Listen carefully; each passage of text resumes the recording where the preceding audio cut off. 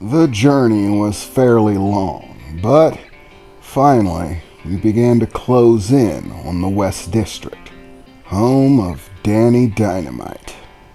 In the distance, it looked much like a small town. A small town put together from the pieces of the old world.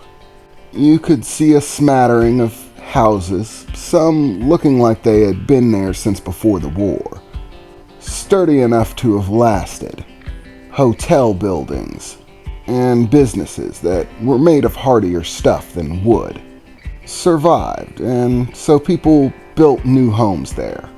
One could see plenty of makeshift electronics stuck from the roofs and a various assortment of vehicles running within the streets. Even from a distance you could begin to see them. Other houses were much more makeshift, cobbled together from whatever people could gather up. Mostly scrap steel, melted down, made into sheets, and bolted together in order to make houses. As we finally began to enter the west side of the Yellow District, this particular city had become known as the West Side Blues, as it was said that the people who lived here were caught in a state of perpetually having the blues. A place where people come to squander what little bit of money they have, filled with gambling halls, back alley dens, and scam artists galore, and plenty of other establishment for adult activities, drinking, partying, pleasurable company. All of it could easily be found here in the West District. As we began to make our way through the streets, passing by lots of different kinds of people. Some with makeshift stands on the side of the road, selling odds and ends, small gadgets, tools, weaponry. Some people simply hawking whatever they could. There are, of course, merchants for other things, food, water, and, of course, your average run-of-the-mill beggars. This was a place filled with people. Lots of them, in every variety you can think of. Many just trying to survive, others feeling like they're living high on the hog, and others still feeling as if they've lost everything, and many actually have. I did manage to draw plenty of attention as I rolled through on my motorcycle. While there were other vehicles, most were labor vehicles used for work. Large trucks, tankers, or beat-up old rust buckets. Those were the common vehicles that you'd see in the Yellow District, regardless of which side you were on.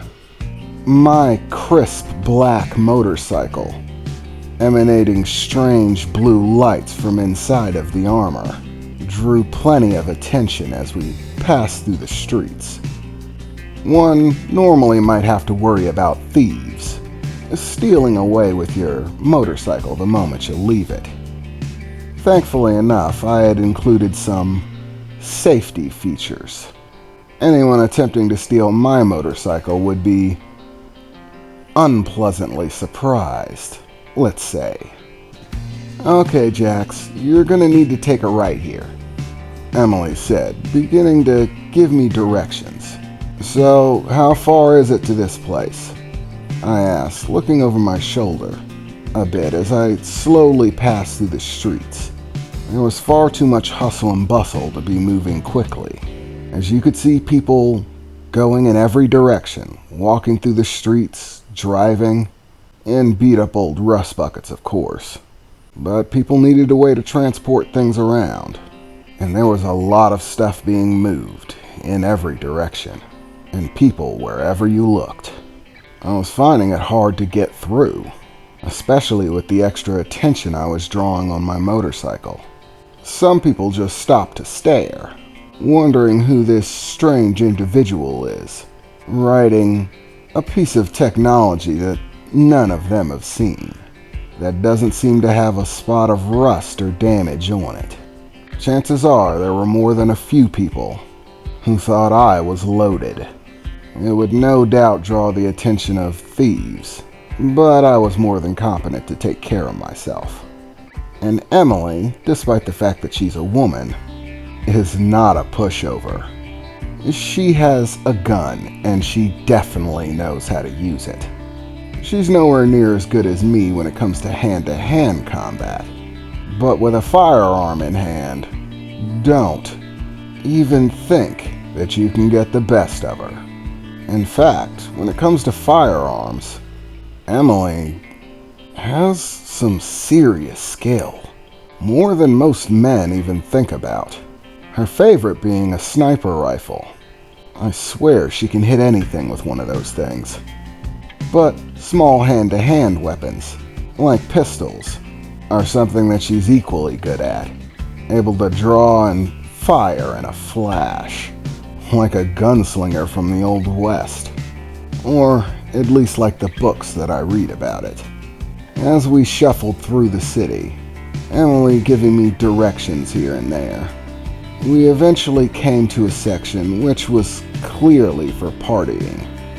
All of the buildings around here had large glowing signs saying bar, party, liquor, girls. We had just entered Pleasure Alley, so to speak, where the people of the city come to blow their money on good times. Okay, looks like we're here, Emily said, not seeming happy about it. It's that bar right there. Trust me, if he's anywhere, he's gonna be there. And if he's not there yet, he'll be there soon, she said, pointing to a large-scale bar, one of the nicer ones. This one having a sign saying Cloverfield Entertainment and Drinks. So I pulled a stop outside of the bar, parking my bike and kicking up the stand. Are you sure your bike's gonna be safe here? Emily asked, as she started getting off, taking off her helmet. Trust me, it'll be fine. Anyone who tries to steal this thing is gonna have a real bad day, I said, getting off and taking off my helmet as well. So, any tips as to what not to do? Well, first and foremost, under no circumstances are you to blow any money. And trust me, they're going to get you to try. They're going to advise you to gamble, offer you whatever they have to get you to start spending. And trust me, not just the gambling. The women aren't going to be far behind either.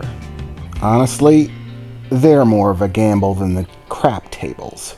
They might take you on a round-the-world trip, but you're also likely to wake up with everything you own stolen, or some very unfortunate illnesses. Trust me, it's not worth it. Yeah, ladies of the night aren't exactly my thing, Emily. I don't think you have to worry about it.